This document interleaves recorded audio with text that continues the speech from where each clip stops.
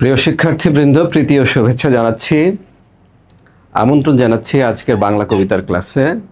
আজকে আমরা আলাপ করব উচ্চ মাধ্যমিক পর্যায়ের বাংলা বইয়ের কবিতা আমি কিংবদন্তির কথা বলছি। পূর্বে যে সমস্ত ক্লাস নিয়েছি, যেগুলো বিভিন্ন পেজে আপলোড হয়েছে অথবা ইউটিউবে গিয়েছে, তোমরা সবচেয়ে বেশি চেয়েছো কিংবদন্তির কথা বলছি, আমি কিংবদন্তির কথা বলছি এই কবিতার ক্লাস। তো আজকে আমরা এই কবিতাটা নিয়ে আলাপ করব। কবিতার ভাষা, ব্যবহৃত শব্দগুলো খুব সহজ হলেও বিষয় বক্তব্য, রূপক এবং প্রতীকের প্রচুর ব্যবহার, চিত্রকল্পের অবিরত ব্যবহারের ফলে কবিতাটি অনেকের কাছেই কঠিন মনে হয়। আমরা আশা করি যে আমরা আলাপ করার পরে এটি আমাদের কাছে স্পষ্ট হবে। তো চলো আমরা আলাপ শুরু করি। প্রথমেই কবিতার বিষয়বস্তুতে প্রবেশ করার আগে কবি সম্পর্কে দুই একটি কথা আমরা বলে নিই। কবির নাম আবু জাফর ওবায়দুল্লাহ। আবু জাফর ওবায়দুল্লাহ বরিশাল জেলার বাবুগঞ্জ উপজেলায় 1934 খ্রিস্টাব্দে জন্মগ্রহণ করেন। এই তো এখন এই অংশটুকু, এখান থেকে এই পর্যন্ত যা তথ্য আছে, এটা আমার বলার কিছু নাই। তোমরা যদি একটু পাঠ্যপুস্তক খুলে দেখো তাহলেই এইটুকু তোমরা জাস্ট তথ্য, জ্ঞানমূলক তথ্যের মতো, এখানে বোঝার তেমন কিছু নাই।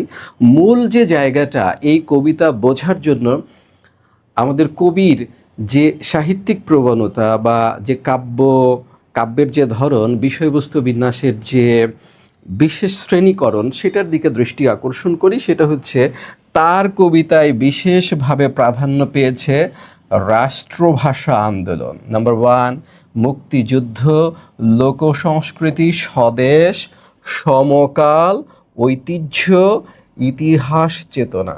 এই হচ্ছে মূল বিষয়বস্তু। আমাদের যে আজকের আলোচ্য কবিতা, সেখানেও মূল বিষয়বস্তু আসলে এই কবির যে মূল প্রবণতা, সেই মূল প্রবণতার সাথে সম্পর্কিত। সেজন্য আমাদের মনে রাখতে হবে যে কবির মূল আলোচনার বিষয় তাকে ইতিহাস, ঐতিহ্য, এই ঐতিহ্য ও ইতিহাসের মধ্যে প্রাধান্য পায় রাষ্ট্রভাষা, বাংলাদেশের গৌরবময় মুক্তিযুদ্ধ, সমকাল, ঐতিহ্য এবং ইতিহাস চেতনা। এরপরে যেটা দৃষ্টি আকর্ষণ করছি যে আবু জাফর ওবায়দুল্লাহ, আসলে উনি তো বিশ্ববিদ্যালয়ের শিক্ষক, সরকারি আমলা, বাংলাদেশের গণপ্রজাতন্ত্রী বাংলাদেশ সরকারের মন্ত্রী। তো সেই হিসেবে আসলে লেখালেখির যে খুব একটা সময় পেয়েছেন তাও না। একাধিক ইংরেজি গ্রন্থ তার প্রকাশিত হয়েছে। তো এর পাশাপাশি বাংলায় যে গ্রন্থগুলো আছে, সেখানে 4-5টা গ্রন্থ খুব প্রতিনিধিত্বশীল, যেগুলো আমি একটু বলবো তোমাকে লক্ষ্য করার জন্য। এর মধ্যে প্রথম রয়েছে সাত নরি হার, কখনো রং কখনো সুর, একটা আমি কিংবদন্তির কথা বলছি, অর্থাৎ আজকে আমাদের যে কবিতার নাম, এই কাব্যগ্রন্থ থেকে নেওয়া হয়েছে, বোঝাই যাচ্ছে। বৃষ্টি ও সাহসী পুরুষের জন্য প্রার্থনা প্রভৃতি। এছাড়া ইংরেজিতে উনি অনেক গ্রন্থ প্রকাশ করেছেন। আর এর মধ্যে 2001 সালের 19 মার্চ আবু জাফর ওবায়দুল্লাহ পরলোক গমন করেছেন। এই হচ্ছে মোটা দাগে যদি বলো আবু জাফর ওবায়দুল্লাহ সম্পর্কিত তথ্য। তো এখানে আমি তোমাদের আরও একটু বিশেষ দৃষ্টি আকর্ষণ করব যে তার লেখায় বিশেষভাবে প্রাধান্য পায় ইতিহাস, ঐতিহ্য, মুক্তিযুদ্ধ ও সমকালের বিষয়বস্তু। আজকের কবিতাও মূলত সেই বিষয়ের, এবং এই কবিতাটা পাঠ করার সময় আমাদের বেশ কয়েকবার পাঠ পরিচিতির সাহায্য নিতে হবে এবং সামনে গিয়ে বিষয়টাকে বুঝে আবার পিছনে চলে আসতে হবে। তো চলো আমরা প্রথম কবিতা দিয়ে শুরু করি। যখন আমাদের টিকার সাহায্য নেওয়ার দরকার হবে আমরা টিকার সাহায্য নেব, যখন পাঠ পরিচিতির সাহায্য নেওয়ার দরকার হবে আমরা পাঠ পরিচিতির সাহায্য নেব। তো সুপ্রিয় বন্ধুরা, আমরা প্রথমেই কবিতার মূল পাঠের দিকে দৃষ্টি আকর্ষণ করছি। প্রথম, আমি কিংবদন্তির কথা বলছি। এখানে এই যে কিংবদন্তি শব্দটি, এই কিংবদন্তি শব্দটি যদি তুমি অভিধান থেকে দেখো তাহলে সেখানে লেখা রয়েছে জনশ্রুতি, লোকশ্রুতি। এর মানেটা কি? এর মানে হচ্ছে লোক পরম্পরায় শ্রুত, অর্থাৎ বলা হয়েছে এমন গুরুত্বপূর্ণ ব্যক্তি অথবা কাহিনী, এগুলোই হচ্ছে কিংবদন্তি। তবে এই কবিতায় কিংবদন্তি শব্দটি ঐতিহ্য হিসেবে ব্যবহৃত হয়েছে। ঐতিহ্য, তার মানে এই কবিতার মধ্যে কিংবদন্তি শব্দটি কিংবদন্তি শব্দটি যতবার আসবে ততবার কিংবদন্তি শব্দটির জায়গায় আমরা ঐতিহ্য শব্দটি সেট করে অর্থ দাঁড় করানোর চেষ্টা করব, রাইট? তাহলে প্রথমে তিনি কিসের কথা বলছেন? তিনি প্রসিদ্ধ ঐতিহ্যের কথা বলছেন, কিংবদন্তির কথা বলছেন। আমি এই কিংবদন্তির অংশ আমরা একে একে এখন দেখতে শুরু করব যে কোনগুলো বস্তুতপক্ষে আমাদের কিংবদন্তির অংশ, তাই তো? এগুলো যদি আমরা উদ্ধার করতে পারি তাহলেই প্রশ্নের উত্তর দেয়া আমাদের জন্য একেবারে সহজ হয়ে যাবে। তো আসো, আমি আমার পূর্বপুরুষের কথা বলছি। তাহলে কিংবদন্তির ক্ষেত্রে প্রথম এলেন আমাদের পূর্বপুরুষগণ। এরা কারা? তোমাদের নিশ্চয়ই মনে আছে, নবম দশম শ্রেণীতে কিন্তু আমরা একটা কবিতা পড়েছিলাম, আমার পরিচয়।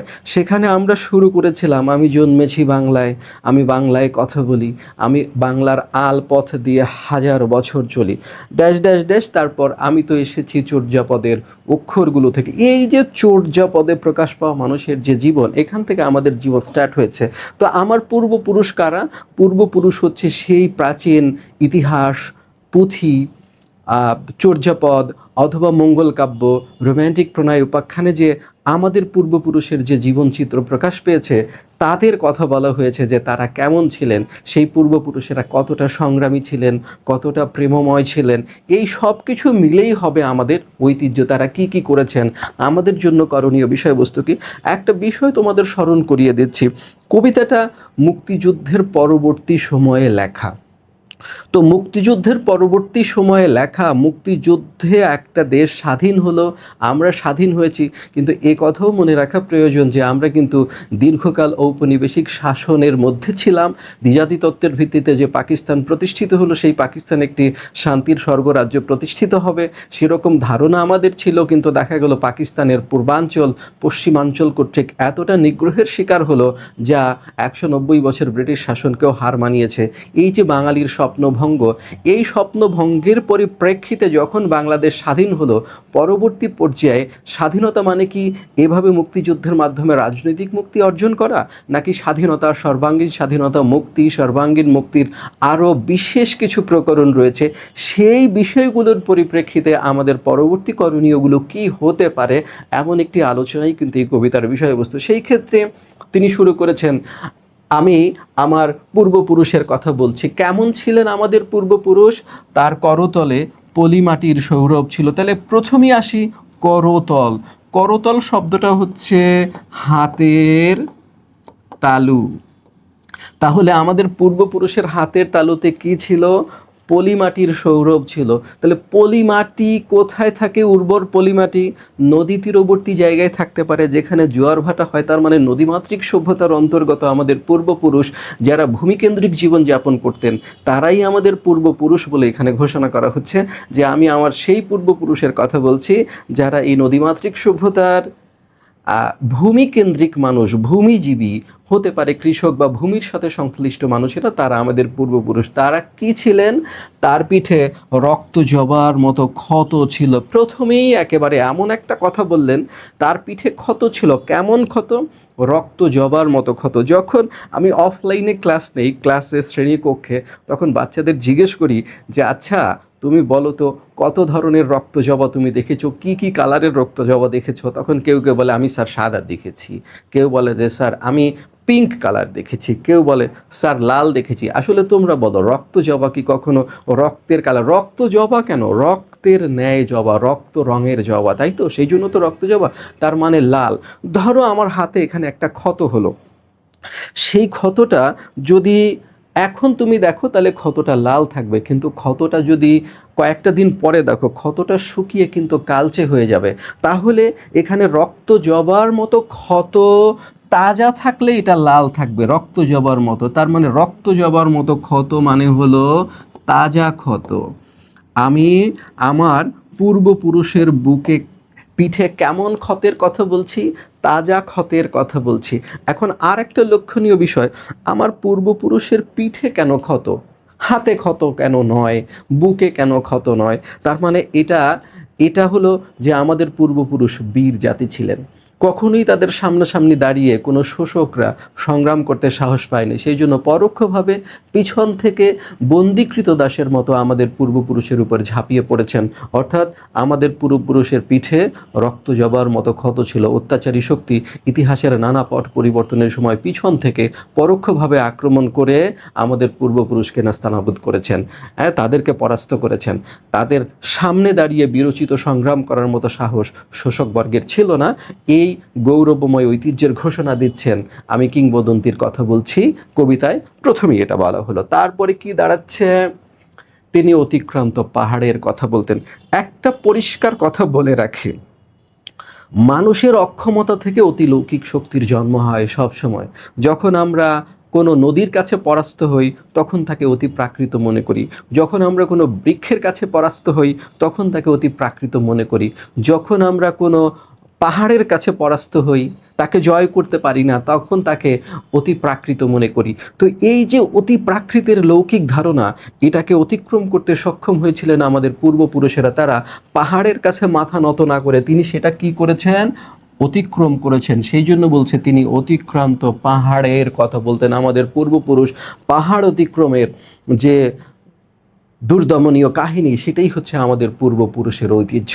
কি বলছে, অরণ্য ও সাপদের কথা বলতেন। অরণ্য মানে হচ্ছে বৃহৎ বন, তাই তো? আর সাপদ মানে হচ্ছে মাংসাশী হিংস্র জন্তু জানোয়ার। তার মানে হচ্ছে তিনি শুধু প্রকৃতির বিরুদ্ধে লড়াই করেছেন এরকম না, হিংস্র জন্তু জানোয়ারের বিরুদ্ধেও লড়াই করেছেন, লড়াই করে টিকেছিলেন। আর কি, পতিত জমি আবাদের কথা বলতেন। অর্থাৎ অনাবাদি জমিতে ফসল ফলানোর যে গৌরবময় ইতিহাস, সেটাই হচ্ছে আমাদের পূর্বপুরুষের গল্প। তিনি প্রথম সেটাই বলেছেন। তাহলে আমি যদি একটু তোমাকে সাজিয়ে দিই যে এই কবিতায় প্রকাশ পাওয়া কবির পূর্বপুরুষের পরিচয় কি, তিনি বলেছেন যে আমি আমার পূর্বপুরুষের কথা বলছি, সেই পূর্বপুরুষের হাতের তালুতে পলিমাটির সৌরভ ছিল, তাই তো? পলিমাটির সৌরভ ছিল। তারপর কি ছিল, একটু যদি আমরা পিছনে যাই, তারপর বলেছে যে তার পিঠে রক্ত জবার মতো ক্ষত ছিল। অর্থাৎ তার উপরে অত্যাচারী শক্তি পিছন থেকে কাপুরুষের মতো আক্রমণ করেছে। আমাদের পূর্বপুরুষ অতিক্রান্ত পাহাড়ের গল্প বলতেন, তিনি অরণ্য এবং হিংস্র জন্তু জানোয়ারের কথা বলতেন, তাদেরকে পরাস্ত করার কাহিনী বলতেন, পতিত জমি আবাদের কথা বলতেন। এটুকু আমরা বুঝলাম যে এই ভূমিকেন্দ্রিক মানুষগুলো, ভূমি সংলগ্ন মানুষগুলোই আমাদের পূর্বপুরুষ, যারা প্রকৃতির বিরুদ্ধে লড়াই করেছে, পাহাড়ের বিরুদ্ধে লড়াই করেছে, অরণ্যের বিরুদ্ধে লড়াই করেছে, পশুর বিরুদ্ধে লড়াই করেছে এবং ভূমির অনাবাদি ভূমি বা অনাবাদি জমিকে আবাদের আওতায় আনার জন্য লড়াই করে সংগ্রামে জয়ী আমাদের পূর্বপুরুষেরা। এখানে এসে বলল তিনি কবি এবং কবিতার কথা বলতেন। এই জায়গাটুকু আমাদের কাছে একটু অস্পষ্ট মনে হতে পারে যে হঠাৎ করে পূর্বপুরুষের বক্তব্যের মধ্যে কবি এবং কবিতার কথা কোথায় আসলো। এই জায়গাটুকু ক্লিয়ার হওয়ার জন্য আমি যদি এখন তোমাকে বলি যে তিনি কাব্যিক সৌন্দর্যের কথা বলতেন, এটা বলতেন, ওটা বলতেন, সেটা আসলে সঠিক হবে না। আমরা এই কথাটা স্পষ্ট হওয়ার জন্য তোমাকে একটু পিছনের দিকে নিয়ে যাচ্ছি। একটু চলো আমরা দেখি কবি এবং কবিতার কথা বলছি, এটা দিয়ে প্রকৃত পক্ষে কি বোঝানো হয়েছে। চলো একটু দেখো, কবিতাটি আবু জাফর ওবায়দুল্লাহর বিখ্যাত কাব্যগ্রন্থ কিংবদন্তির কথা বলছেন। নাম কবিতা, এটা বুঝলাম, এখানে আমরা আবার পরে আসব। আমি বলতে চাচ্ছি যে আলোচ্য কবিতাটিতে উচ্চারিত হয়েছে ঐতিহ্য সচেতন শিকড় সন্ধানী মানুষের সর্বাঙ্গীন মুক্তির দীপ্ত ঘোষণা। এই পয়েন্টটাকে লক্ষ্য রাখতে হবে। আলোচ্য কবিতাটিতে উচ্চারিত হয়েছে সর্বাঙ্গীন মুক্তির ঘোষণা। প্রকৃতপক্ষে রচনার প্রেক্ষাপটে আছে বাঙালি সংস্কৃতির হাজার বছরের ইতিহাস। এটা দিয়েই কিন্তু আমি আজকে কবিতা শুরু করেছি, যে আমি তো এসেছি চর্যাপদের অক্ষরগুলো থেকে। তাহলে ওই যে আমি আমার পূর্বপুরুষের কথা বলছি, সেটা কিন্তু আমার বাপদাদা না। এই যে চর্যাপদ, মঙ্গল কাব্য, শ্রীকৃষ্ণ কীর্তন, এগুলোতে উল্লেখ করা আমাদের যে পূর্বপুরুষ রয়েছে, যারা ভূমির বন্ধুরতার বিরুদ্ধে লড়াই করেছেন, প্রকৃতির বিরুদ্ধে লড়াই করেছেন, যারা অরণ্য এবং সাপদের বিরুদ্ধে লড়াই করেছেন, সেই সমস্ত বীর মানুষের কথা বলা হয়েছে, যাদেরকে অত্যাচারী শক্তিরা পিছন থেকে কাপুরুষের মতো আক্রমণ করে রক্ত জবার মতো ক্ষত এঁকে দিয়েছে, সেই সমস্ত সংগ্রামী মানুষের কথা বলছে। সেই জন্য বলছে প্রকৃতপক্ষে রচনার প্রেক্ষাপটে রয়েছে বাঙালি সংস্কৃতির হাজার বছরের ইতিহাস। আর কি রয়েছে, এই জাতির সংগ্রাম, বিজয় ও মানবিক উদ্ভাসনের অনিন্দ অনুষঙ্গসমূহ। এই কবিতায় তিনি পৌনঃপুনিকভাবে। এই পৌনঃপুনিক কথাটা মানে কি? পৌনঃপুনিক মানে হচ্ছে বারবার, রিপিটেডলি, তাই তো? পৌনঃপুনিকভাবে কি বলেছেন? মানব মুক্তির আকাঙ্ক্ষায় সোচ্চার হয়েছে। যদি মানব মুক্তির আকাঙ্ক্ষায় তিনি এই কবিতায় সোচ্চার হন, তাহলে নিশ্চয়ই কবিতার মধ্যে মুক্তি শব্দটা পাওয়া যাবে। কিন্তু আশ্চর্যের ব্যাপার হলো, এই কবিতার মধ্যে মুক্তি শব্দটি একবারও ব্যবহৃত হয়নি, অথচ পাঠ পরিচিতি আমাদের বলছে যে এই কবিতায় কবি মানব মুক্তির আকাঙ্ক্ষায় সোচ্চার হয়েছেন, রাইট? পৌনঃপুনিকভাবে, শুধু একবার না, বারবার করে বলেছেন মানব মুক্তির আকাঙ্ক্ষার কথা। আবার কবিতা পড়তে গিয়ে তোমরা কি দেখবে যে এই কবিতার মধ্যে মুক্তি শব্দটি একবারও ব্যবহৃত হয়নি। তাহলে পৌনঃপুনিকভাবে তিনি মানব মুক্তির আকাঙ্ক্ষায় কিভাবে সোচ্চার হলেন, এই বক্তব্য আমরা কিভাবে পেলাম? দেখো, সেটার জন্য বলা হয়েছে কবির একান্ত প্রত্যাশিত মুক্তির প্রতীক। এই দেখো, প্রতীকের মাধ্যমে বলেছেন। কিসের মাধ্যমে বলেছেন? প্রতীকের মাধ্যমে বলেছেন। হয়ে উপস্থাপিত হয়েছে একটি বিশেষ শব্দবন্ধ কবিতা। এই কবিতায় দেখো সিঙ্গেল ইনভার্টেড কমা দেওয়া আছে, তার মানে ছোট ছোট লাইনে বিন্যস্ত পদ্যময়, ভাবোচ্ছ্বাসময় বক্তব্যই কবিতা। এই ব্যাখ্যায় তুমি এখন দাঁড়িয়ে থাকলে হবে না। তিনি বলেছেন কবির যে প্রত্যাশিত মুক্তির কথা বলেছেন, এই মুক্তির কথাটা তিনি মুক্তি শব্দর মধ্য দিয়ে বলেননি, বলেছেন কবিতা শব্দটি ব্যবহার করার মধ্য দিয়ে। তার মানে এখানে কবিতা শব্দটি মুক্তি, সর্বাঙ্গীন মুক্তির প্রতীক হিসেবে ব্যবহৃত হয়েছে। সাংস্কৃতিক ঐতিহ্য, সৌন্দর্যবোধ, ঠিক আছে, নান্দনিকতার বিকল্প শব্দ হিসেবে ব্যবহৃত হয়েছে। এবার দেখো, কবিতার পূর্বপুরুষের সাহসী ও গৌরবোজ্জ্বল ইতিহাসের কথা উপস্থাপনের মধ্য দিয়ে বক্তব্য এগিয়ে নিয়ে চলেন কবির বর্ণিত ইতিহাস মাটির কাছাকাছি। ওইটা আমাদের দরকার নেই। আমাদের যে মূল পয়েন্ট, এই যে আমি লাইনটা ব্যাখ্যা করব, আমি কবি ও কবিতার কথা বলছি, তাহলে হোয়াট ইজ কবিতা? এই যে কবিতা, কবিতাটা কি? কবির প্রত্যাশিত মুক্তির প্রতীক। তার মানে কবির প্রত্যাশিত মুক্তি। তো চলো আমরা এখন আবার যদি সেই কবিতার জায়গাটায় ব্যাক করি, যে এই জায়গার অর্থটা তাহলে কি দাঁড়াচ্ছে। তিনি কবি ও কবিতার কথা বলেন, তাহলে এই হলো সেই কবিতা। এটা কি?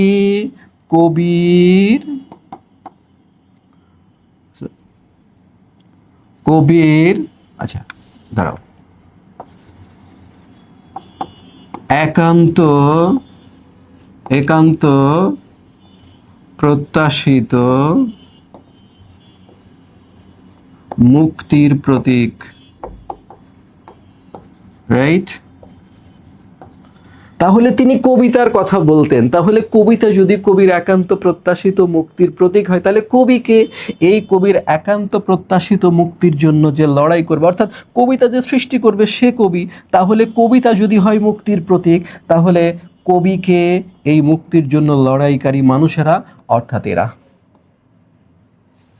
বোঝা গেল ব্যাপারটা?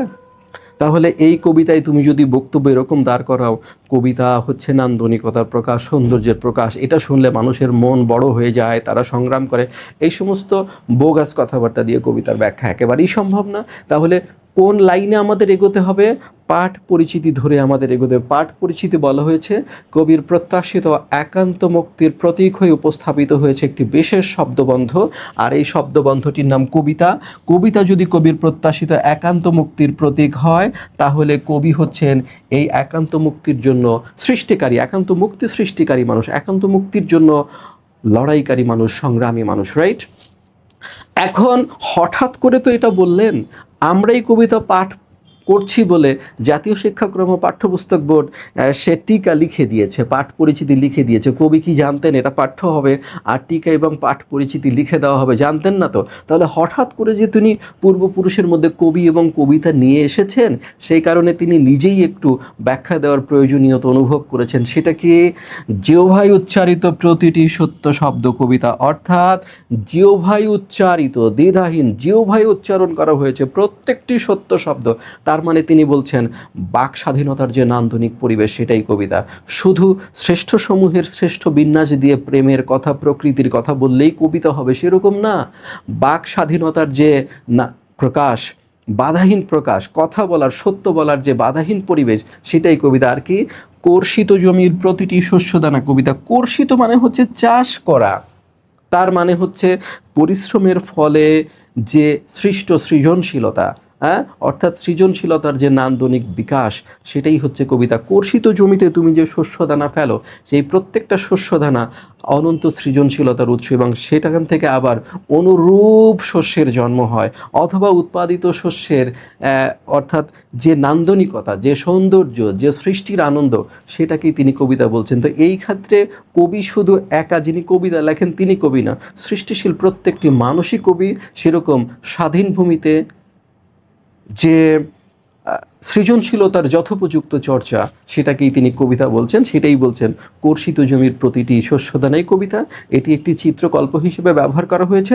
যখন চিত্রকল্পের আলোচনায় আমরা আসব পাঠ পরিচিতি ধরে ধরে, তখন এই লাইনের কাছে আমরা আবার ফিরে আসব। যে এখন এই তো কবিতা, তাহলে আমরা বুঝলাম যে কি কবিতা, তাহলে কি কবি যেটা বলেছেন, জিহ্বায় উচ্চারিত প্রতিটি সত্য শব্দ কবিতা, কর্ষিত জমির প্রতিটি শস্যদানা কবিতা। তাহলে বাক স্বাধীনতাই কবিতা, আর সৃজনশীলতার নান্দনিক প্রকাশ এবং বাধাহীন যে ব্যাপক বিকাশ, সেটাই হচ্ছে কবিতা।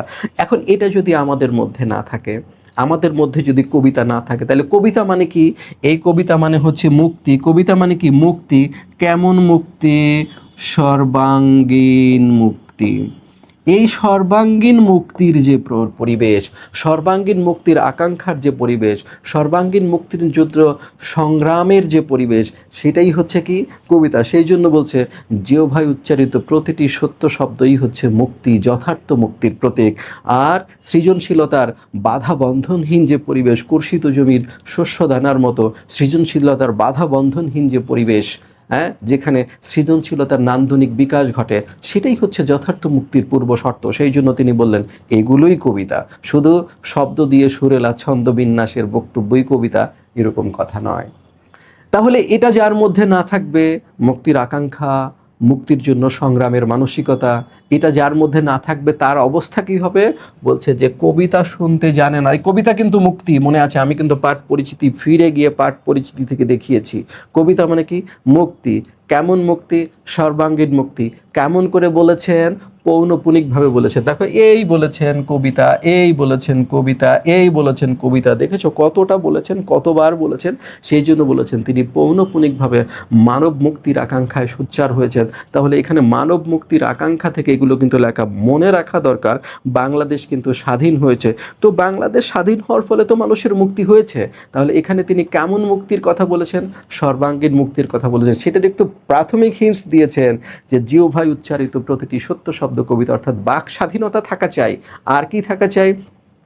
সৃজনশীলতার নান্দনিক প্রকাশ থাকা চাই। কর্ষিত জমির প্রতিটি শস্যদানা কবিতা। আর এটা যদি না থাকে, এই সুন্দর পরিবেশ যদি না থাকে, তাহলে কি হবে? এটা যদি মানুষ হৃদয়ের মধ্যে এই সর্বাঙ্গীন মুক্তির আকাঙ্ক্ষা লালন না করে, তাহলে কি হবে? যে কবিতা শুনতে জানে না, সে ঝড়ের আর্তনাদ শুনবে। ঝড়ের আর্তনাদ কিন্তু এখানে ধ্বংসযজ্ঞের প্রতীক হিসেবে ব্যবহৃত হয়েছে।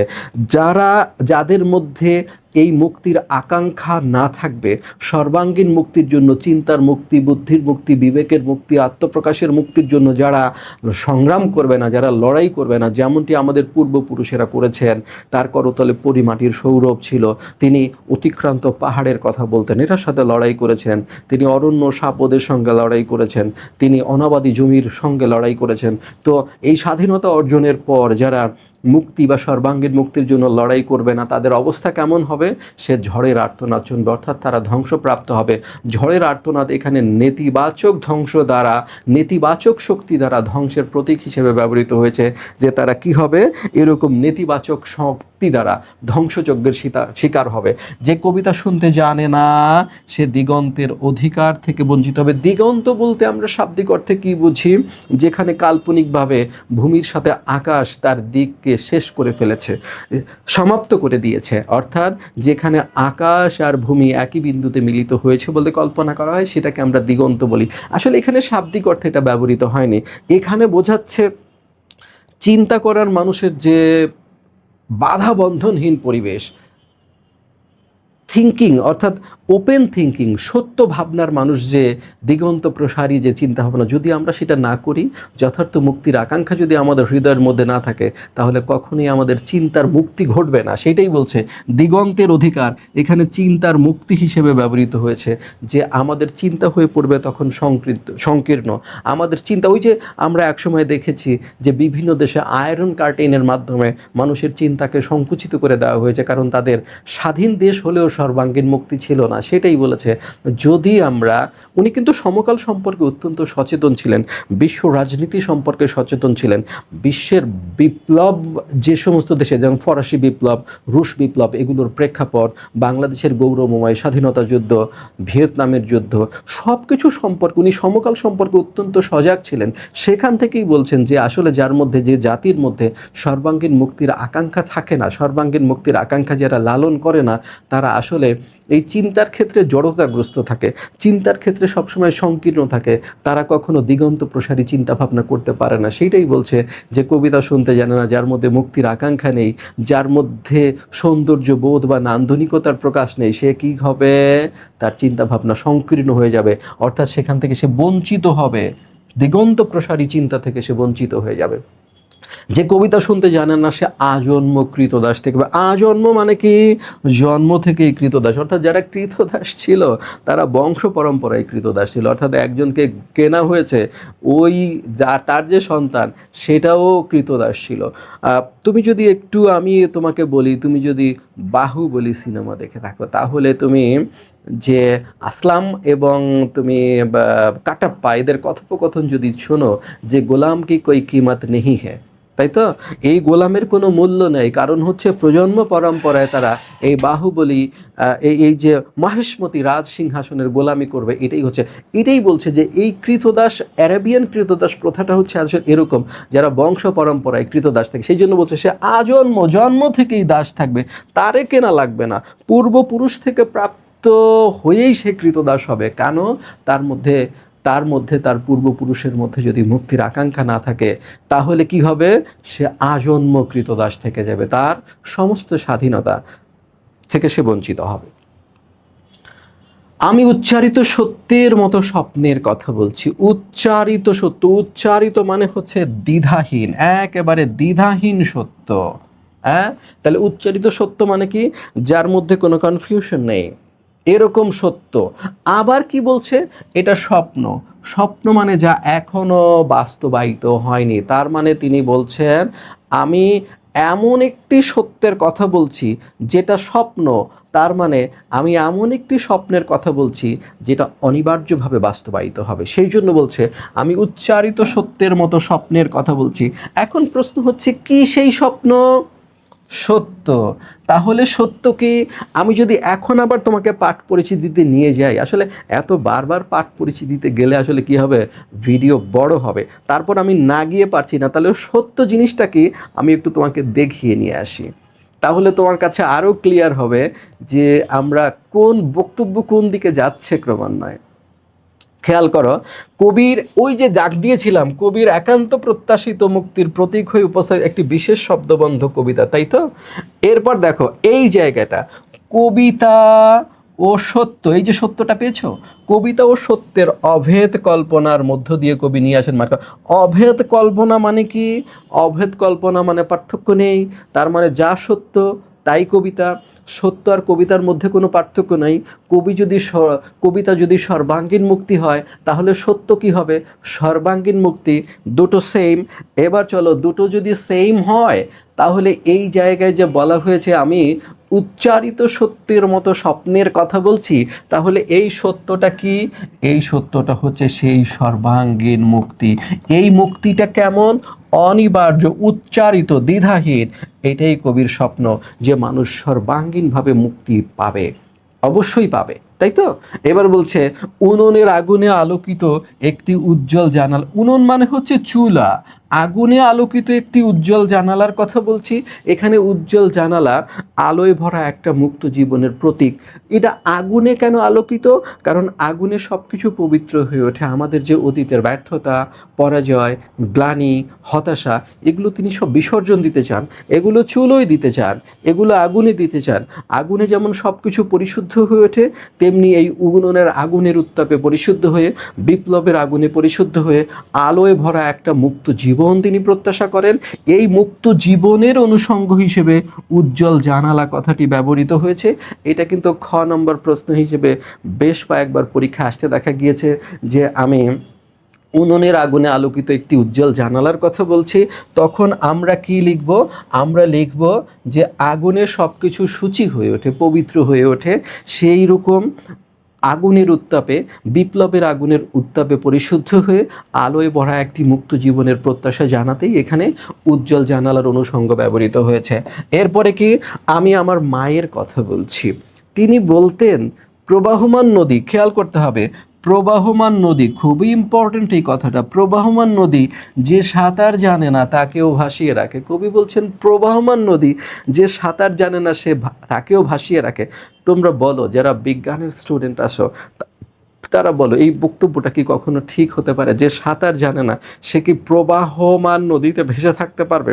আমি জানি ডেড সি বলে পৃথিবীতে একটা সাগর আছে, সেখানে লবণের ঘনত্ব এতই বেশি যে মানুষ সেখানে সাঁতার না জানলে ভেসে থাকতে পারে। একটা সাঁতার না জানা মানুষকে যদি মহাসাগরে ফেলে দেওয়া হয়, এটা হতে পারে আটলান্টিক ওশান, হতে পারে দ্য প্যাসিফিক ওশান, তাহলে সে যতটা সারভাইভ করতে পারবে প্রবাহমান নদীতে কখনোই ততটা সারভাইভ করতে পারবে না। কারণ মহাসাগরের পানিতে লবণের যে ঘনত্ব, সেখানে ভেসে থাকার যে সুবিধা, নদীর পানিতে লবণ না থাকাতে সেখানে ভেসে থাকার সুবিধা কিন্তু খুবই কম।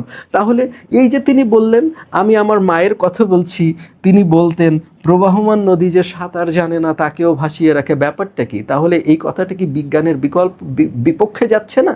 বিপক্ষে যাচ্ছে।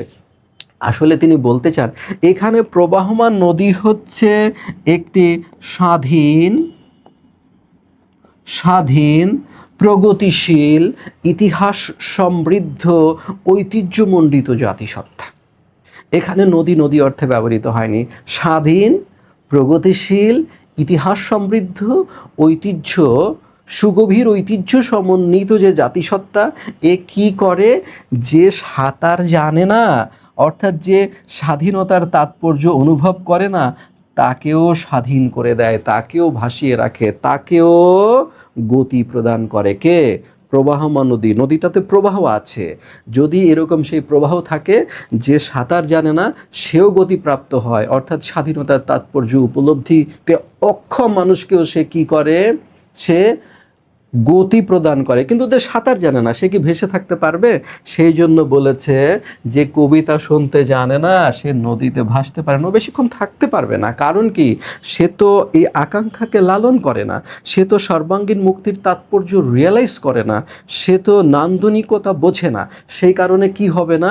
সে এই স্বাধীন, প্রগতিশীল, এই যে ইতিহাস সমন্বিত জাতির যে প্রকৃত প্রেক্ষাপট, প্রকৃত তাৎপর্য, তার গতির যে সারমর্ম, এটা সে রিয়ালাইজ করতে পারবে না। সেই জন্য কি? যে কবিতা শুনতে জানে না সে মাছের সঙ্গে খেলা করতে পারে না। তো মাছের সঙ্গে খেলা করতে যাব কেন? তাহলে এখানে মাছ কি?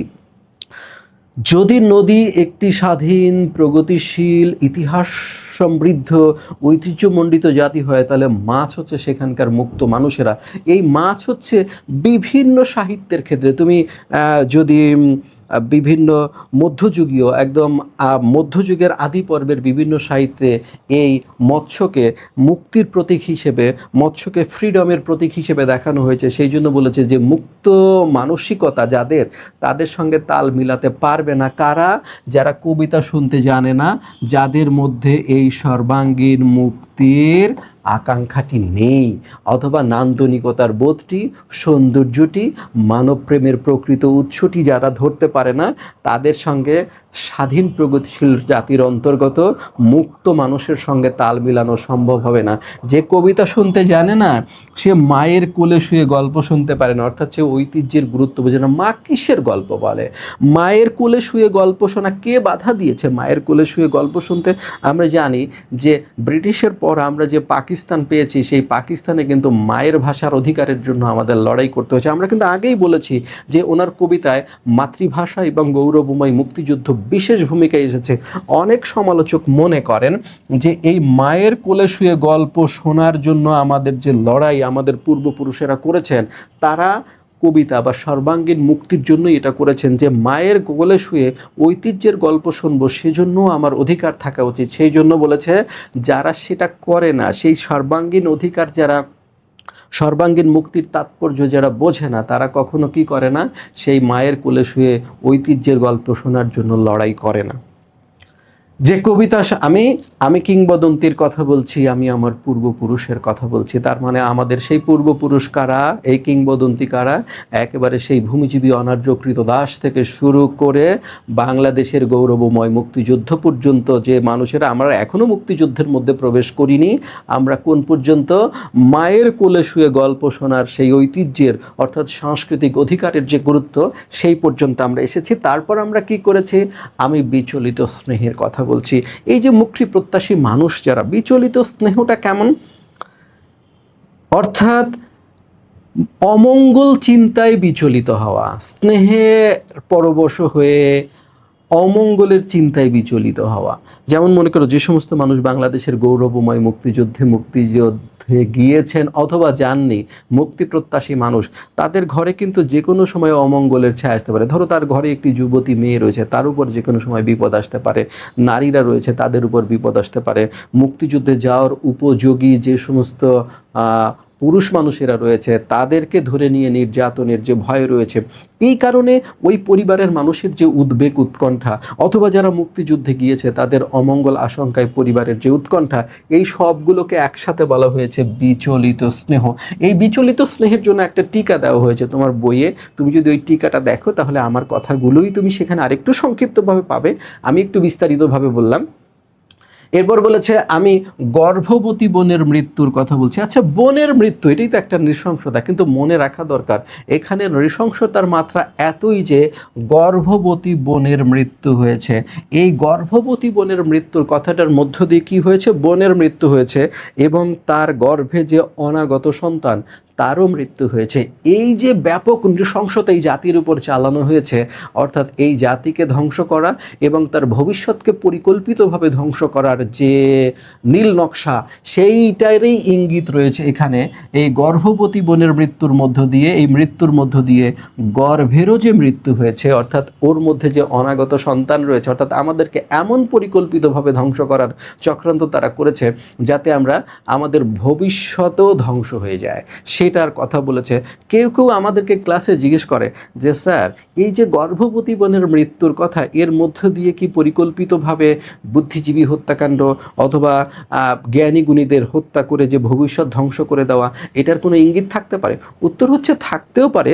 যেহেতু টিকাও পাঠ পরিচিতি স্পষ্ট করে বলা হয়নি, আমরা সেই কথা পরীক্ষায় লিখতে যাব না, কিন্তু ইঙ্গিত থাকলেও থাকতে পারে। আমরা শুধু এখানে বলছি যে গর্ভবতী বোনের মৃত্যুর মধ্য দিয়ে নৃশংসতার ব্যাপকতা এবং এই জাতির ভবিষ্যৎ নষ্ট করার যে সুদূর প্রসারী নীল নকশা, সেটার একটি ইঙ্গিত এই লাইনের মধ্য দিয়ে প্রকাশ পেয়েছে। আমি আমার ভালোবাসার কথা বলছি। এই যে আমাদের ঐতিহ্য, আমাদের পূর্বপুরুষ, আমাদের মুক্তি, এই যে আমাদের সৃষ্টিশীলতা, এর প্রতি যে ব্যাপক ভালোবাসা, সেটার কথা বলেছেন। এরপর বলেছেন ভালোবাসা দিলে মা মরে যায়। এই কথাটা তোমার টিকায় রয়েছে, ভালোবাসা দিলে মা মরে যায়। এখানে দুইটা মা চিন্তা করা হয়েছে, একটা হচ্ছে নিজের জন্মদাত্রী মা, আর একটা হচ্ছে দেশ মা। দেশ মায়ের জন্য যারা যুদ্ধে গিয়েছে তাদের স্বজনরা বিপদগ্রস্ত হয়েছে। অর্থাৎ আমাদের জীবনের সর্বোচ্চ ক্ষতি হচ্ছে আমরা আমাদের মাকে যদি হারিয়ে ফেলি। তিনিই আমাদের সর্বোচ্চ আশ্রয়স্থল, তিনিই আমাদের সর্বোচ্চ ভালোবাসেন, তিনিই আমাদের শ্রেষ্ঠ আত্মীয়, তিনিই আমাদের সেরা সম্পদ। তার মানে ভালোবাসা কখনো সেরা সম্পদ বিসর্জন ছাড়া হয় না, অর্থাৎ সর্বোচ্চ ত্যাগ স্বীকার ছাড়া কখনো ভালোবাসা প্রতিষ্ঠিত হতে পারে না। সেটা ব্যক্তিগত ভালোবাসা বলো আর দেশের জন্য ভালোবাসা বলো। সেই জন্য বলছে ভালোবাসা দিলে মা মরে যায়। আর একটা ব্যাপার হতে পারে এখানে, মা নারীর প্রতীক হতে পারে, যে দেশের প্রতি ভালোবাসায় যারা গিয়েছে তাদের পরিবারের নারীরা লাঞ্ছিত হয়েছে। একটা নারী লাঞ্ছিত হওয়া তার মৃত্যুর সমানই বটে, সেরকম ইঙ্গিত থেকেও থেকেও এটা বলা হতে পারে যে ভালোবাসা দিলে মা মরে যায়। তো আমরা এত গভীরে যাব না, আমরা বলবো যে সর্বোচ্চ ত্যাগ স্বীকার ছাড়া ভালোবাসা হয় না, এই ভাবটি বোঝানোর জন্যই বলা হয়েছে ভালোবাসা দিলে মা মরে যায়। অর্থাৎ দেশের জন্য যারা যুদ্ধে গিয়েছে তাদের স্বজনরা বিপদগ্রস্ত হয়েছে, তাদের স্বজনরা যে ক্ষতিগ্রস্ত হয়েছে, সেই কথাটা স্মরণ করে সর্বস্তরের মানুষের ত্যাগকে তিনি শ্রদ্ধার সঙ্গে স্মরণ করছেন। যুদ্ধ আসে ভালোবেসে। যুদ্ধ কেন আসে? যুদ্ধ কেউ লাগাতে পারে না, জাতিকে মুক্ত করার জন্য যুদ্ধ আসে। আর যখন যুদ্ধ আসে তখন মায়ের সাহসী সন্তানরা এটাকে অ্যাপ্রিসিয়েট করে, সেই জন্য বলছে মায়ের ছেলেরা চলে যায়। অর্থাৎ বাংলাদেশের গৌরবময় মুক্তিযুদ্ধ যখন এসে দরজায় উপস্থিত হলো আমাদের মুক্ত করার জন্য, তখন আমাদের যে সমস্ত সাহসী ভাইয়েরা চলে গিয়েছিল, তিনি মায়ের ছেলে অর্থাৎ ভাই বলে উল্লেখ করেছেন। আমি আমার ভাইয়ের কথা বলছি। অর্থাৎ যে সমস্ত মানুষ মুক্তিযুদ্ধে অংশগ্রহণ করেছেন তিনি তাদেরকে ভাই বলে সম্বোধন করেছেন। আর সেখানে আমাদের মায়ের ত্যাগ রয়েছে, ভালোবাসা দিলে মা মরে যায়। সেখানে আমাদের বোনের ত্যাগ রয়েছে, আমি গর্ভবতী বোনের মৃত্যুর কথা বলছি। সেখানে আমাদের স্বজনদের উৎকণ্ঠা রয়েছে, আমি বিচলিত স্নেহের কথা বলছি। অর্থাৎ সর্বস্তরের মানুষের সর্বোচ্চ ত্যাগের মাধ্যমেই আমাদের এই মুক্তি অর্জিত হয়েছে।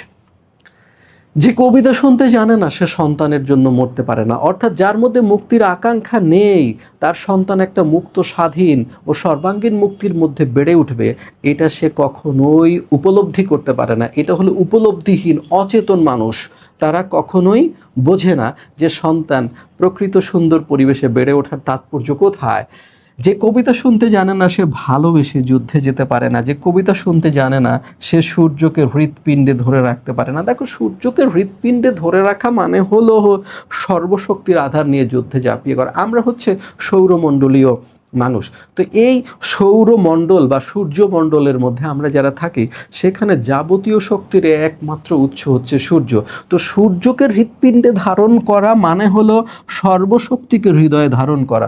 অর্থাৎ সর্বশক্তিকে হৃদয়ে ধারণ করে যুদ্ধে ঝাঁপিয়ে পড়তে সে পারে না। কে? যার মধ্যে কবিতা নেই, যে কবিতা শুনতে জানে না, যার মধ্যে সেই মুক্তির আকাঙ্ক্ষা নেই, যার মধ্যে মুক্তির আকাঙ্ক্ষাহীন এই মানুষেরা কি করতে পারে না? কখনো সর্বশক্তি নিয়ে যুদ্ধে ঝাঁপিয়ে পড়তে পারে না। কতটা শক্তি? সূর্যকে হৃৎপিণ্ডে ধারণ করার মতো শক্তি। আমি কিংবদন্তির কথা বলছি, এখন তিনি আবার রিপিট করছেন এগুলা। হ্যাঁ, আমি কিংবদন্তির কথা বলছি, আমি আমার পূর্বপুরুষের কথা বলছি। তার পিঠে রক্ত জবার মতো ক্ষত ছিল। মানে কি? তাজা ক্ষত ছিল। কোথায় ছিল? পিঠে ছিল। কেন? অত্যাচারী শক্তি পরোক্ষভাবে তাকে আক্রমণ করেছে, অর্থনৈতিক নিষ্পেষণের মাধ্যমে, রাজনৈতিক অধিকারহীনতার মাধ্যমে পরোক্ষভাবে। সেটা আমরা এখনও ভুলে যাইনি, সেটা এখনও তাজা রয়েছে আমাদের স্মৃতিতে এবং পূর্বপুরুষের অবয়বে, সর্বত্রই সেটা তাজা রয়েছে। সেইটা বলছে কারণ তিনি কৃতদাস ছিলেন, কারণ তিনি কখনোই তার রাজনৈতিক অধিকার, তার সামাজিক অধিকার, তার প্রকৃত অধিকার তিনি কখনোই ফিরে পাননি। তিনি অত্যাচারিত হয়েছেন, তিনি নির্যাতিত হয়েছেন, তিনি পরাধীন ছিলেন একেবারে ইতিহাসের শুরু থেকে এই পর্যন্ত। এবার কি? তাহলে এখন কি করতে হবে? আমাদের পূর্বপুরুষেরা লড়াই করেছেন, কার বিরুদ্ধে লড়াই করেছেন? পাহাড়ের বিরুদ্ধে লড়াই করেছেন। তিনি অতিক্রান্ত পাহাড়ের কথা বলতেন। কার বিরুদ্ধে লড়াই করেছেন? অরণ্যের বিরুদ্ধে লড়াই করেছেন, মাংসাশী জন্তু জানোয়ারের বিরুদ্ধে লড়াই করেছেন। তিনি অরণ্য ও সাপদের কথা বলতেন। অনাবাদী জমির বিরুদ্ধে লড়াই করেছেন, যে তিনি পতিত জমি আবাদের কথা বলতেন। তাহলে আমাদের করণীয়টা কি? আমরা কি শিখলাম? যে আমরা বিচলিত স্নেহের মধ্যে দিয়ে কি শিখলাম? গর্ভবতী বোনের মৃত্যুর মধ্য দিয়ে কি শিখলাম? মায়ের মৃত্যুর মধ্য দিয়ে আমরা কি শিখলাম? ভাইয়ের যুদ্ধযাত্রার মধ্য দিয়ে আমরা কি শিখলাম? এই যে আমাদের পূর্বপুরুষের সংগ্রাম, এই যে আমাদের পূর্বপুরুষের অনন্ত অবদান, এর মধ্য দিয়ে আমরা কি শিখলাম? আমরা শিখলাম এই মুক্তিযুদ্ধ পরবর্তী সময়ে ব্যাপক কলোনিয়াল শোষণের শিকার মানুষের মধ্যে, যাদের মানসিক একটা স্থিতি প্রাপ্তি ঘটেনি এখনও, এখানে এখন কি করতে হবে? সর্বাঙ্গীন মুক্তি অর্জন করার জন্য লড়াই করতে হবে, সংগ্রাম চালিয়ে যেতে হবে। কারণ সংগ্রাম ছাড়া, লড়াই ছাড়া কখনোই প্রকৃত মুক্তি আসে না। সেই কথাটা ইনি এইখানে 4টা এক্সাম্পলের মাধ্যমে বলেছেন। কয়টা এক্সাম্পল মনে রাখতে হবে? ফার্স্ট হচ্ছে, যে কর্ষণ করে শস্যের সম্ভার তাকে সমৃদ্ধ করবে। অর্থাৎ তুমি যদি শস্যের সম্ভার দ্বারা সমৃদ্ধ হতে চাও, তাহলে তোমাকে চাষ করতে হবে। তুমি যদি চাষ না করো, তুমি যদি সৃজনশীলতা লালন করো, তাহলে সৃজনশীলতার প্রকৃত প্রতীক এই যে শস্য, সেটা তোমার কাছে আসবে না। তার মানে হচ্ছে সৃজনশীলতার প্রকৃত যে দান, সেটা পাওয়ার জন্য তোমাকে কি করতে হবে? কর্ষণ করতে হবে, সৃজনশীলতা লালন করতে হবে। যে মৎস্য লালন করে, অর্থাৎ মৎস্য যেহেতু মুক্তির প্রতীক হয়, কি হবে? তাহলে সে কি পাবে? প্রবাহমান নদী পাবে। প্রবাহমান নদী আমরা কি বলেছিলাম? স্বাধীন, প্রগতিশীল, ইতিহাস সমৃদ্ধ, ঐতিহ্যমণ্ডিত জাতিসত্তা তাকে কি করবে? পুরস্কৃত করবে। তার মানে তুমি মাছ পেতে চাও, তাহলে মৎস্য লালন করতে হবে। তার মানে কি দাঁড়াচ্ছে? কোনো কারণ ছাড়া কোনো কার্য সম্পাদিত হয় না, কোনো পরিশ্রম ছাড়া, কোনো সংগ্রাম ছাড়া কিছু পাওয়া যায় না। সেটা বলেছে যে গাভীর পরিচর্যা করে জননীর আশীর্বাদ তাকে দীর্ঘায়ু করবে। বাচ্চারা মনে রাখতে হবে, গরুর পরিচর্যা কিন্তু নয়, গাভী হচ্ছে সৃষ্টিশীলতার প্রতীক। তুমি যদি দীর্ঘায়ু লাভ করতে চাও, স্বাধীন পরিবেশে মুক্তভাবে থাকতে চাও, জননীর আশীর্বাদ পেতে চাও, তাহলে কি করতে হবে? এই সৃষ্টিশীলতার পরিচর্যা করতে হবে তোমাকে। আর শেষমেশ তোমাকে কি করতে হবে? সংগ্রাম করতে হবে, লড়াই করতে হবে। সেই জন্য বলছে যে লৌহখণ্ডকে প্রজ্বলিত করে ইস্পাতের তরবারি তাকে সশস্ত্র। তুমি ইস্পাতের তরবারি দিয়ে শক্তিশালী হতে চাও, তাহলে কি করতে হবে? লৌহ নাও, তাকে প্রজ্বলিত করো। লৌহখণ্ডকে প্রজ্বলিত করা ছাড়া ইস্পাতের তরবারি তুমি পেয়ে শক্তিশালী হতে পারবে না। কর্ষণ করা ছাড়া তুমি শস্যের ভাণ্ডার দিয়ে সমৃদ্ধ হতে পারবে না। মৎস্য লালন করা ছাড়া তুমি প্রবাহমান নদীর পুরস্কার পাবে না। তুমি গাভীর পরিচর্যা করা ছাড়া জননীর আশীর্বাদে দীর্ঘায়ু হবে না। আর লৌহখণ্ডকে প্রজ্বলিত করা ছাড়া তোমার ইস্পাতের তরবারি পাওয়ার কোনো সম্ভাবনা নাই। দ্যাট মিনস মুক্তির জন্য সংগ্রাম অনিবার্য। এই চারটা কথার মিনিং একটি, এটাকে বলা হয় কার্যকারণ শৃঙ্খলা। অর্থাৎ এই কাজগুলো ছাড়া, এই চারটা কাজ করা ছাড়া এখানে যেমন চারটা জিনিস পাওয়া যাবে না, এটার একটাই মিনিং যে সর্বাঙ্গীন মুক্তি অর্জনের জন্য লড়াই বা সংগ্রাম অনিবার্য। এরপরে কি হচ্ছে? দীর্ঘদেহ পুত্রগণ। দীর্ঘদেহ পুত্রগণ মানে কি? এই দেশের পুত্ররা বা সন্তানেরা বা ভবিষ্যৎ প্রজন্ম কি লম্বা লম্বা শরীরের অধিকারী? সেটা না। দীর্ঘ সংগ্রামী ইতিহাসের উত্তরাধিকার সন্তানগণ। তোমরা তো দেখলা তোমার পূর্বপুরুষের সংগ্রামের ইতিহাস কত লম্বা। সেই সন্তানরা, তোমাদের বলছি, আমি তোমাদের বলছি, আমি আমার মায়ের কথা বলছি। তাহলে মায়ের কথা কি? ভালোবাসা দিলে মা মরে যায়। আমার সর্বোচ্চ ত্যাগের কথা, আমাদের পূর্বপুরুষের সর্বোচ্চ ত্যাগের কথা বলছি, বোনের মৃত্যুর কথা বলছি, ভাইয়ের যুদ্ধের কথা বলছি, আমি আমার ভালোবাসার কথা বলছি। অর্থাৎ এই টোটাল হিস্ট্রিটা, তিনি টোটাল আলোচনাটা একসাথে তুলে ধরেছেন। যে আমি বললাম আমাদের পূর্বপুরুষের ব্যাপক ও বিস্তৃত লড়াই, তাদের আত্মত্যাগ, আমাদের মা বোনদের সংগ্রাম, আমাদের ভাইদের যুদ্ধে কেমন, সব কিছুই তো আমি বললাম। এই পর্যন্ত যে আসলাম আমরা যে মুক্তিযুদ্ধে জয়লাভ করলাম, সব কিছু মিলে কি দাঁড়াচ্ছে? তাহলে আমাদের করণীয়টা কি? করণীয় তো ইঙ্গিত দেওয়াই হয়েছে, যে কর্ষণ করে শস্যের ভাণ্ডার তাকে সমৃদ্ধ করবে, যে মৎস্য লালন করে প্রবাহমান নদী তাকে পুরস্কৃত করবে, তাই তো? যে গাভীর পরিচর্যা করে জননীর আশীর্বাদ তাকে দীর্ঘায়ু করবে, যে লৌহখণ্ডকে প্রজ্বলিত করে ইস্পাতের তরবারি তাকে সশস্ত্র করবে। অতএব আমাদের করণীয়টা কি? আমি তো তোমাকে সবই বললাম, কার্যকারণ শৃঙ্খলা বললাম, আমার পূর্বপুরুষের অবদানও তোমাকে স্মরণ করিয়ে দিলাম। অতএব কি করতে হবে? আমি কবি ও কবিতার কথা বলছি, অর্থাৎ আমি সর্বাঙ্গীন মুক্তি এবং সর্বাঙ্গীন মুক্তির জন্য লড়াইকারী যে কবি বা মানুষ, তাদের কথা বলছি। কি সেটা? সশস্ত্র সুন্দরের অনিবার্য অভ্যুত্থান কবিতা। এখান থেকে শুরু হলো আমাদের করণীয়। আমরা কি করব? এর আলোকে আমাদের এই মুক্তিযুদ্ধ পরবর্তী সর্বাঙ্গীন মুক্তির নিশ্চয়তার জন্য আমাদের কি করা কথা বলছে? সশস্ত্র সুন্দরের অনিবার্য অভ্যুত্থান করতে হবে। অর্থাৎ অস্ত্রসহ তোমাকে বিপ্লব করতে হবে। এই প্রয়োজনে যে অস্ত্রসহ বিপ্লব, সেটাই কবিতা। ছোট্ট ছোট্ট লাইনে ছন্দময় বিন্যাস কবিতা না, এটাই হচ্ছে কবিতার ইন্দ্রজাল সৃষ্টি করে। এই যে মানুষের বিপ্লব সংগ্রাম, এটাই হচ্ছে প্রকৃত কবিতা, অর্থাৎ প্রকৃত মুক্তির আকাঙ্ক্ষার প্রকাশ। এটা মুক্তির জন্য অনিবার্য। কি অনিবার্য? সশস্ত্র সুন্দরের, অর্থাৎ সশস্ত্র বিপ্লব, এটা অনিবার্য। এর তাহলে কি হবে? সর্বাঙ্গীন মুক্তি অর্জিত হবে। এই যে মুক্তির প্রতীক এখানে খাড়ায় আছে, এই যে, তাই তো? এখানে দাঁড়ায় আছে মুক্তির প্রতীক। কেমনে হবে? সশস্ত্র বিপ্লবের মাধ্যমে হবে। এবার বলছে সুপুরুষ ভালোবাসার সুকণ্ঠ সঙ্গীত কবিতা। সুপুরুষ মানে কি? সুপুরুষ ভালোবাসা মানে কি? তার মানে হচ্ছে মহৎ মানুষের মানব প্রেম, কল্যাণ, প্রেম ও সঙ্গীতের যে অর্থাৎ নান্দনিকতা, সৌন্দর্যের যে চর্চা, সেটাই কবিতা। হ্যাঁ, সেখানেই রয়েছে অনন্ত কবিতার উৎস। এই কথাগুলো কেন? আমরা কিন্তু পড়ে এসেছি যে এই কবিতায় তিনি কি করেছেন? পৌনপুনিকভাবে মানব মুক্তির আকাঙ্ক্ষায় সোচ্চার হয়েছেন। আর কি আছে আমি দেখিয়ে দিব। ওখানে লেখা রয়েছে যে কবিতাটির প্রেক্ষাপটে রয়েছে বাঙালি সংস্কৃতির হাজার বছরের ইতিহাস, তার সংগ্রাম, তার বিজয়, মানবিক উদ্ভাসনের অনিন্দ অনুষঙ্গ। এই হচ্ছে তার মানবিক উদ্ভাসন, সুপুরুষ ভালোবাসার সুকণ্ঠ সঙ্গীত কবিতা। অর্থাৎ ভালোবেসে নান্দনিকতা, সৃষ্টিশীলতা, ঐতিহ্যের প্রতি যে ভালোবাসা, সেটাই হচ্ছে কবিতা। এটা হচ্ছে তার মানবিক উদ্ভাসনের পাঠ। এবার কি? জিহ্বায় উচ্চারিত প্রতিটি মুক্ত শব্দ কবিতা, অর্থাৎ বাক স্বাধীনতার যে নান্দনিক পরিবেশ, সেটাই কি? কবিতা। এবার বলছে রক্ত জবার মতো প্রতিরোধের ইচ্ছা। দেখো এই কবিতায় রক্ত জবা প্রসঙ্গটি 3বার এসেছে। 2বার এসেছে কৃতদাসের সাথে। কি হয়েছে? প্রথম কি বলা হয়েছে? যে তার পিঠে রক্ত জবার মতো ক্ষত ছিল, তাই তো? এবার সেকেন্ড এসেছে যে তার পিঠে রক্ত জবার মতো ক্ষত ছিল কারণ তিনি কৃতদাস ছিলেন। তাহলে ক্ষতর সাথে এসেছে 2বার, কিন্তু এইবার এসেছে রক্ত জবার মতো প্রতিরোধ। এই রক্ত জবার মতো প্রতিরোধ মানে রক্তাক্ত প্রতিরোধ বা বিপ্লবী প্রতিরোধ, সংগ্রামী প্রতিরোধ। এবার এই রক্ত জবা কিন্তু সংগ্রামের প্রতীক হিসেবে এসেছে। 2বার এসেছিল তাজা ক্ষত হিসেবে, যেহেতু ক্ষতর সাথে এসেছে, ওইটা ক্ষতর মডিফায়ার ছিল।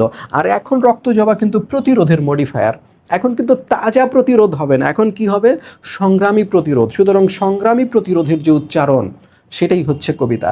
এখন বলছে আমরা কি তার মতো কবিতার কথা বলতে পারবো? তার মতো, তার মতো কার মতো? আমাদের পূর্বপুরুষের মতো, তাই তো? আমরা কি তার মতো স্বাধীনতার কথা বলতে পারবো? আমাদের পূর্বপুরুষ যেমন করে বলেছেন স্বাধীনতার কথা বলতে পারবো? এখন একটু খেয়াল করার বিষয় হচ্ছে এইখানে একটা কি ব্যবহৃত হয়েছে। এটি কিন্তু একটি প্রশ্নপদ, ইয়েস নো প্রশ্নপদ বলি আমরা, হ্যাঁ না প্রশ্নপদ। যখন এই ধরনের প্রশ্নপদ ব্যবহৃত হয় সেন্টেন্সের মধ্যে, তখন সেখানে কিন্তু নোট অফ ইন্টারগেশন বাধ্যতামূলক। অর্থাৎ এগুলো কি হয়?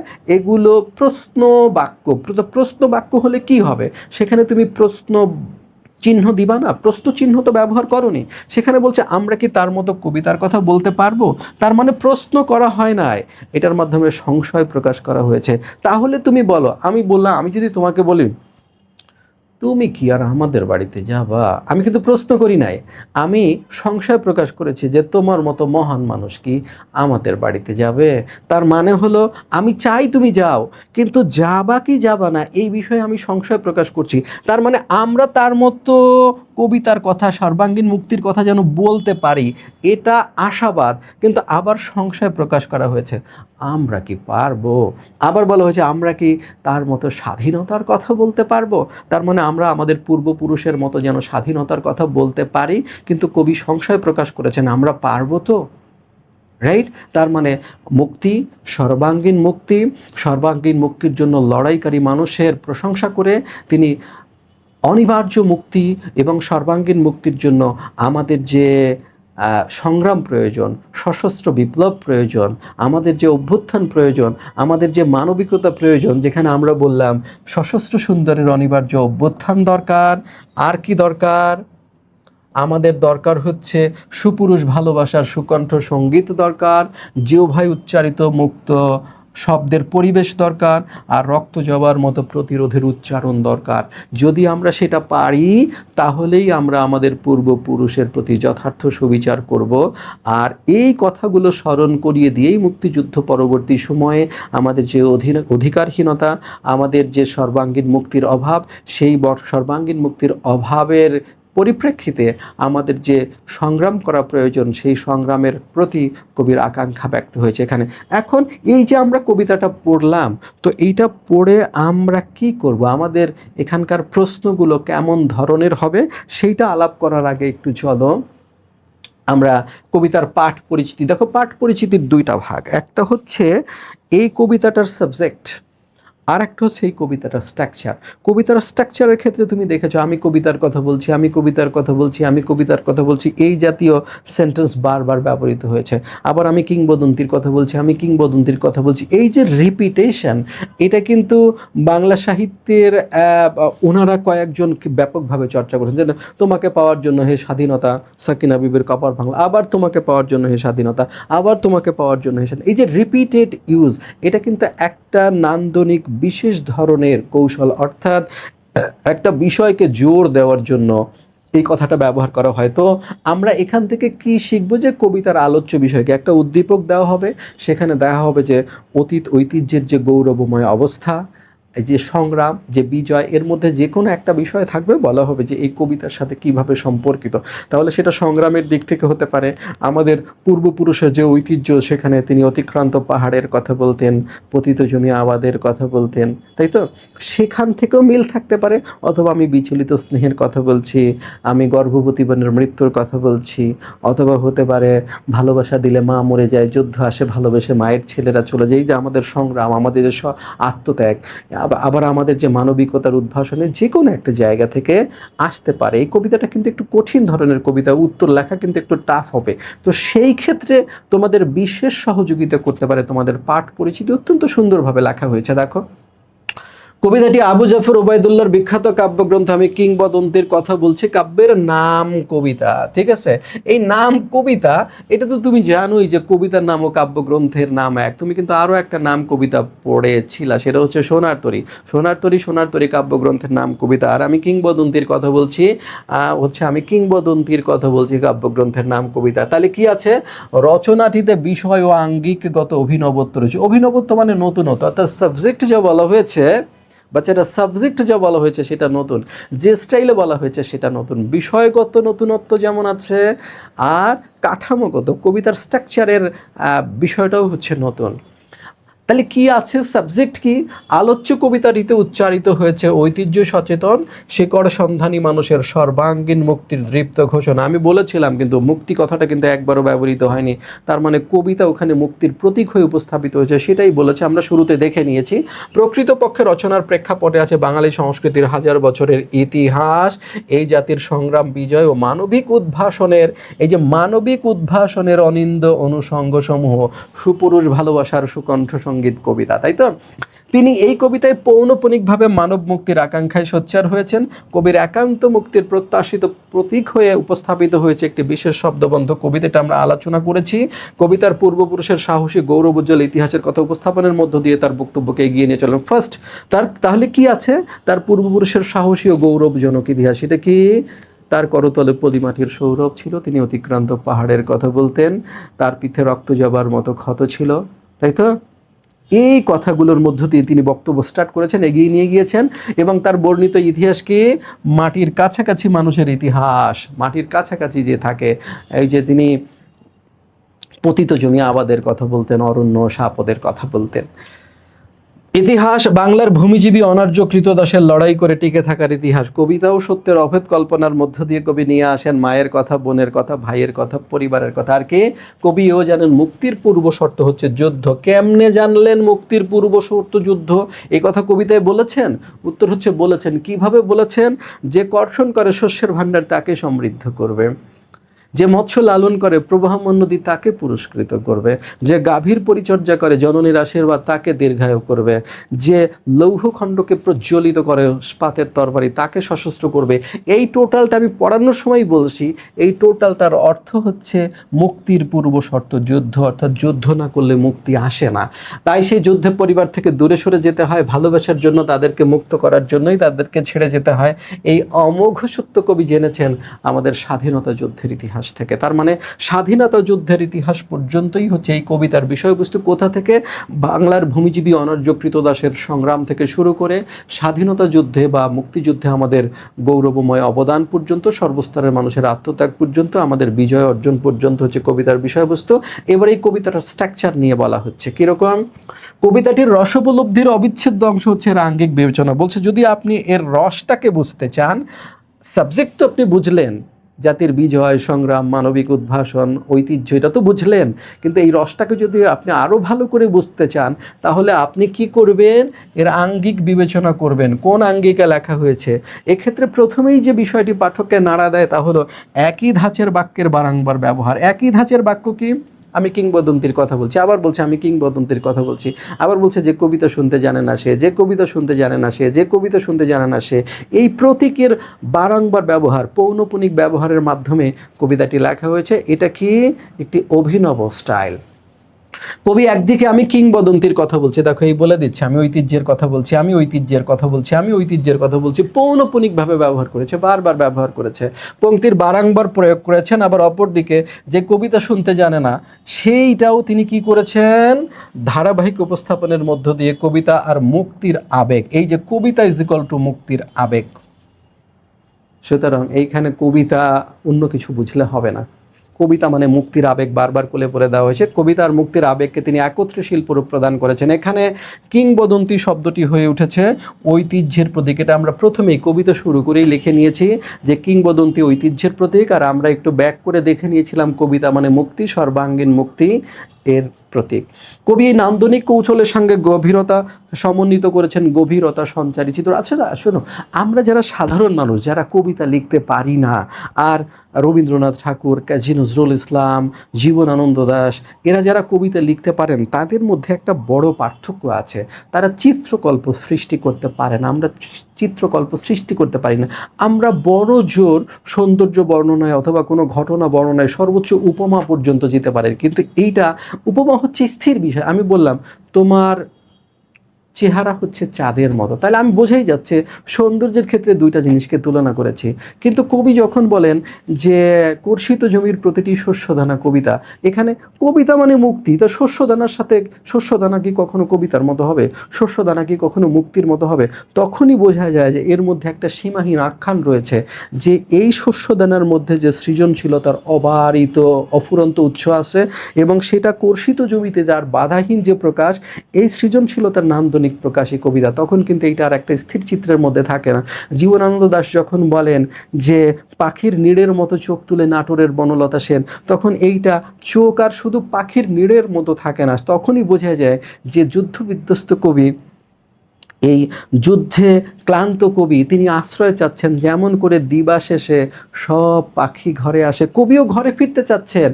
পাখি বাসায় আশ্রয় পাবে, তারও একটা আশ্রয় দরকার। তিনি বনলতা সেনের চোখের ভিতরে ওই পাখির নীড়ের মতো একটি শান্তির আশ্রয় খুঁজে পেয়েছেন। তখন আর তার এইটা কিন্তু পাখির নীড়ের ওই রূপের মতো নয়, এটা আশ্রয়ের দিক থেকে একটা বিশাল কল্পনা, অর্থাৎ ইন্দ্রিয় দিয়ে তখন আর তাকে ব্যাখ্যা করা যায় না।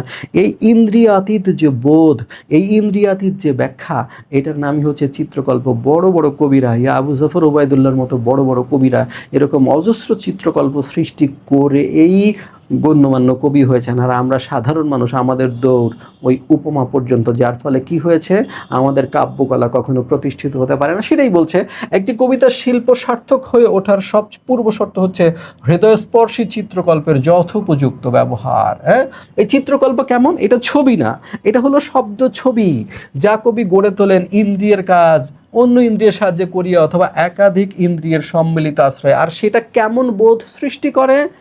ইন্দ্রিয়াতীত বোধের প্রকাশ সূত্রে সেটার প্রকাশ ঘটে। অর্থাৎ যা ব্যাখ্যা করা হয় তা ইন্দ্রিয় দিয়ে তুমি দেখাইতে পারবে না, তুমি বলতে পারবে না যে ভাই আশ্রয়, পাখির নীড়ের মধ্যে স্বাধীনতা, শস্যদানার মধ্যে দেখান, তুমি দেখাতে পারবে না। এটা হলো তোমাকে সৃজনশীলতার ব্যাপক চর্চা কিভাবে সর্বাঙ্গীন মুক্তির প্রতীক হতে পারে, এটা বোধ দিয়ে বিচার করতে হবে। এটা ইন্দ্রিয় দিয়ে, তোমাকে চোখ দিয়ে কেউ দেখিয়ে দিতে পারবে না, কান দিয়ে শুনিয়ে দিতে পারবে না, স্পর্শ দিয়ে এটার কেউ ব্যাখ্যা দিতে পারবে না। সেই জন্য বলছে সেটা পাঠক হৃদয়ের সংবেদনা জায়গায় ইন্দ্রিয়াতীত বোধের প্রকাশ সূত্রে। এটাই হচ্ছে কে চিত্রকল্প। চিত্রকল্প নির্মাণের আরেকটি শর্ত হলো তার অভিনবত্ব, অর্থাৎ যেটা আগে ব্যবহৃত হয়নি, নতুন। এ সকল মৌল শর্ত পূরণ করে আলোচ্য কবিতায় চিত্রকল্প সমূহ নির্মিত হয়েছে। কবি যখন বলেন ওই যেটা বলা হয়েছে কর্ষিত জমির প্রতিটি শস্যদানা কবিতা, তখন কি ইন্দ্রিয় দিয়ে তাকে আর ইন্দ্রিয় থেকে ইন্দ্রিয়াতীতের দোতনা সঞ্চারিত হয় নিবিড় পরিশ্রমে। এখন এটার ব্যাখ্যা দিচ্ছে কে? ব্যাখ্যা দিচ্ছে যে নিবিড় পরিশ্রমে কৃষকের ফলানো শস্য একান্তই ইন্দ্রিয়গ্রাহ্য একটি অনুষঙ্গ, কিন্তু তাকে যখন কবিতা অর্থাৎ সর্বাঙ্গীন মুক্তির সঙ্গে অভেদ কল্পনা করা হয় তখন কেবল ইন্দ্রিয় দিয়ে তাকে আর অনুভব করা সম্ভব হয় না। অর্থাৎ এটাই হচ্ছে চিত্রকল্পের প্রধান বৈশিষ্ট্য। তার মানে কবিতাটিতে যে বক্তব্য, যে ইতিহাস ঐতিহ্য, আমাদের বিজয়, আমাদের সংগ্রাম, এই উপস্থাপনের জন্য তিনি যে নান্দনিক চিত্রকল্পসমূহ প্রয়োগ করেছেন সেটা অত্যন্ত শিল্প সফল হয়েছে বলে বলা হচ্ছে। সার্বিক বিবেচনায় কবিতাটি বিষয় আঙ্গিকের সৌকর্য, বাংলা সাহিত্যের এক অনন্য সংযোজন। আর এটা গদ্য ছন্দে রচিত, অর্থাৎ প্রচলিত যে স্বরবৃত্ত, মাত্রাবৃত্ত অথবা অক্ষরবৃত্ত ছন্দের বাইরে গদ্য ভাষায় বলার মতো আমি আমার পূর্বপুরুষের কথা বলছি এরকম নয় যে সেখানে সুর আছে গগনে গরজে মেঘ ঘন বর্ষা, এরকম কোনো সুরেলা ভাষা ব্যবহৃত হয়নি। প্রচলিত আমাদের মতো গদ্য ভাষায় কবিতাটি সাজানো হয়েছে। আসলে এই সুরের মধ্যে কবিতা থাকে না, কবিতা থাকে বক্তব্যের ভিতরে, এটাকে কাব্যের আত্মা বলা হয়, এই আত্মার মধ্যে থাকে। বোঝা গেল? তাহলে আমরা একটু সৃজনশীল প্রশ্নের জন্য কি বলবো এখানে? আমরা বলবো যে এই কবিতায় যে কবির উদ্দীপকের সাথে কিভাবে মিল আছে দেখা যাবে, সেটা ইতিহাস ঐতিহ্যের সাথে মিল থাকবে, তার পূর্বপুরুষের সাথে মিল থাকবে, অথবা আমাদের যে মহান মুক্তিযুদ্ধে আমাদের যে আত্মত্যাগ, একেবারে ওই আমি বিচলিত স্নেহের কথা বলছি, তাই তো, আমি গর্ভবতী বোনের মৃত্যুর কথা বলছি, ভালোবাসা দিলে মা মরে যায়, যুদ্ধ আসে ভালোবেসে মায়ের ছেলেরা চলে যায়, আমি আমার ভাইয়ের কথা বলছি। এই জায়গাগুলো থেকে প্রশ্ন আসবে এবং এইগুলো উপস্থাপনের ক্ষেত্রে আবু জাফর উবাইদুল্লাহ যে অসামান্য শিল্প দক্ষতার পরিচয় দিয়েছেন, যেটা পাঠ পরিচিতির এই যে এখানে রয়েছে, এই জায়গাটিও একটু ভালো করে পড়ে নিতে হবে। অধিকাংশ ক্ষেত্রে সৃজনশীলের ঘয়ে আসতে পারে যে উদ্দীপকের সাথে সাদৃশ্যপূর্ণ অংশ উপস্থাপনের ক্ষেত্রে কবি আবু জাফর উবাইদুল্লাহ অসামান্য শিল্প দক্ষতার পরিচয় দিয়েছেন। তখন এই পাঠ পরিচিতির দ্বিতীয় অংশ দিয়ে কিভাবে চিত্রকল্প নির্মিত হয়, কিভাবে চিত্রকল্পসমূহ ব্যবহৃত হয়েছে, সেটার ব্যাখ্যা আমরা এখান থেকে দিতে পারবো। আর কবিতায় কয়েকটা টিকা রয়েছে, যে আমি